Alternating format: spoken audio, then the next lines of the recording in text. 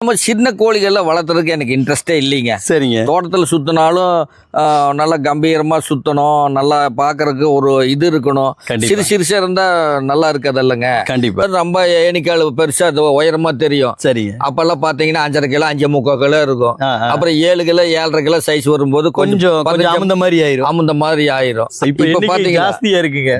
பொட்டைகளே 80 பொட்டை இருக்கு. சரி. எல்லாம் 5.5 கிலோ பொட்டைங்க. சரி. சின்ன சாமானியமான சைஸா. கண்டிப்பா. உள்ள நீங்க வீடியோ பிடிக்கும் போது எல்லாம் நல்லா காமிங்க. ஃபர்ஸ்ட் 2 பேட்ச் முட்டை வைக்குது இல்லைங்க. சரிங்க. 3.75 கிலோ வந்து முட்டை வச்சிரும். 3.75 கிலோ. ஆமா.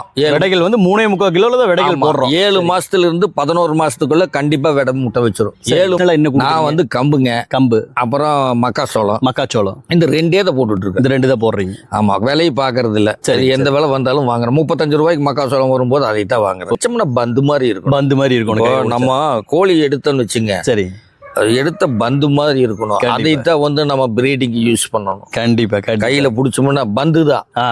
அவ்வளவு நல்லா அப்படி ஒரு கனமா நெஞ்சு கணத்தோட இருக்கணும். நெஞ்சு கணத்தோட நல்லா இருக்கணும். சரி. 6 to 10 கிலோ வரைக்கும் 12 கிலோ இருக்கிறது வரைக்கும் தான். 12 கிலோ சேவல் வருதுன்னா சுத்தி 10 பேர் நிற்பாங்க. கண்டிப்பா அந்த இடத்துல. சரி. அப்ப நீ பட்டாவெல்லாம் வளர்த்துற அளவுக்கு இங்க யாரும் விட்டு வைக்க மாட்டேங்கிறாங்க. சரி. குஞ்சு பறிச்சா 1 மாசம் 1.5 மாசத்துலயே எல்லாம் போயிடுது. 4 மாசம் புக்கிங்ல தான் போயிட்டு இருக்குது. 1 லட்சம் ரூபாய்க்கு வாங்கினாலும் நான் டிரான்ஸ்போர்ட் பண்றது இல்ல. எதனால அப்படின்னா, சரி, அவங்க கண்ணுல பார்க்கணும். கோழி எவ்வளவு பெருசு இருக்கு, சேவல் எவ்வளவு பெருசு இருக்கு. சரிங்க. அதை வந்து கண்ணுல பார்த்துட்டு வாங்கிட்டு போங்க.